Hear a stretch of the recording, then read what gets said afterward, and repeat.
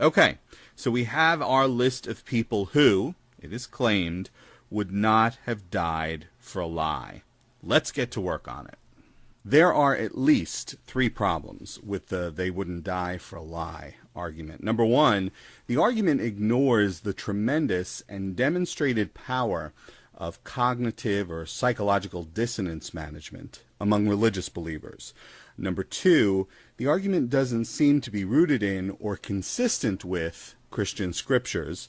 Number three, the argument has little, if any, meaningful evidence to support it. I'll take each of these in turn.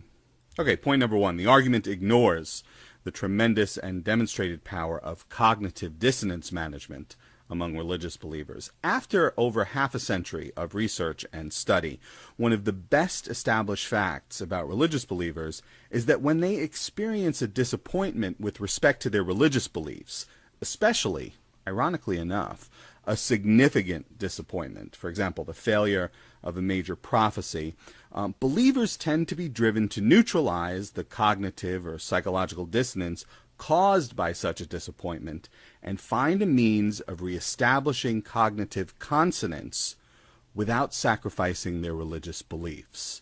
There's a ton of literature on this, but the best I've seen is an article entitled "When Prophecy Fails and Faith Persists," a theoretical overview, written by sociologist Lorne L. Dawson of the University of Waterloo in Canada.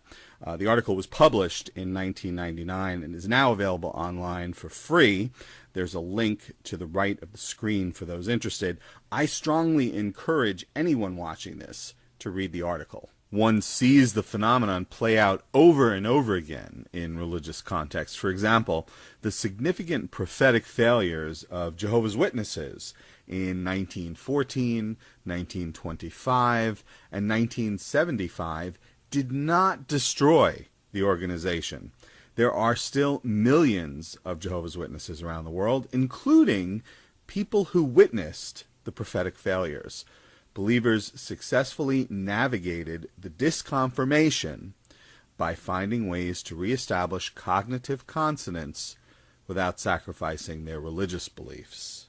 Lubavitch Hasidim puked and rallied when their Rebbe Menachem Schneerson, believed by many to be the Messiah, died in 1994. It remains one of the largest and most vibrant Hasidic sects, and a significant number of its adherents still hail the late Rabbi Schneerson as the Messiah and await his return to earth.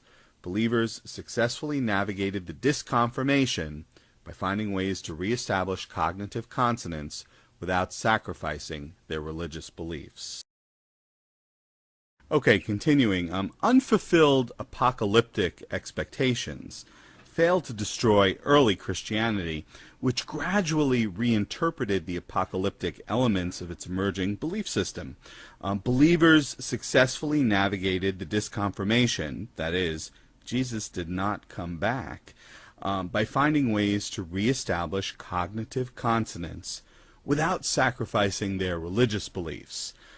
Given the staggering consistency of this phenomenon, with disappointed religious sect after disappointed religious sect working to turn some major defeat into victory, it seems quite likely that Jesus' earliest followers, the core of true believers who were as deeply invested in their beliefs as generations of religious adherents before and after them, people who had given up so much to follow Jesus, were not going to allow themselves to be stopped by Jesus' brutal execution and death as a political criminal.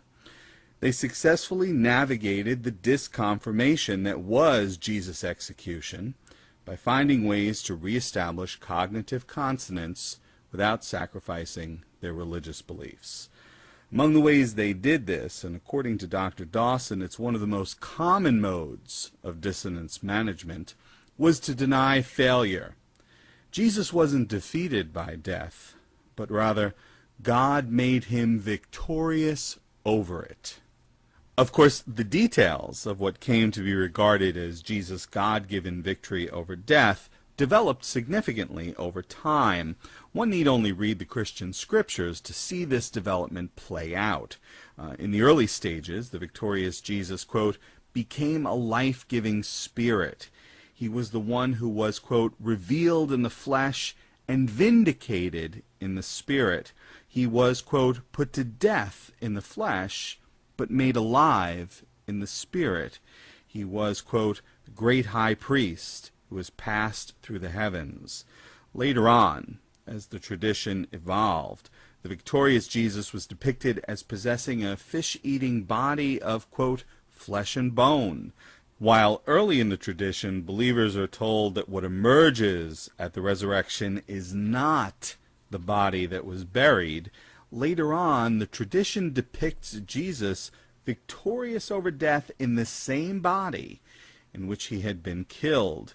It even retains the scars of crucifixion, scars that admit of physical examination.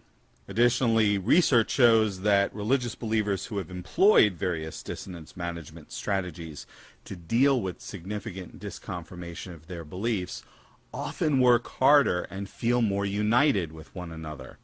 Moreover, persecution serves to increase their sense of unity, even persecution that results in the death, the martyrdom of some members. Are such believers being persecuted and even dying for a lie? They do not believe they are.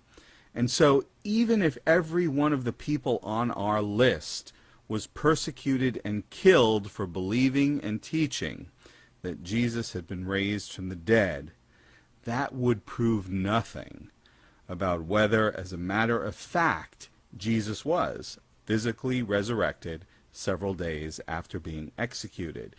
It merely tells us that these people had come to believe that Jesus was victorious over death. They believed it was true, and they regarded this belief as important enough to die for.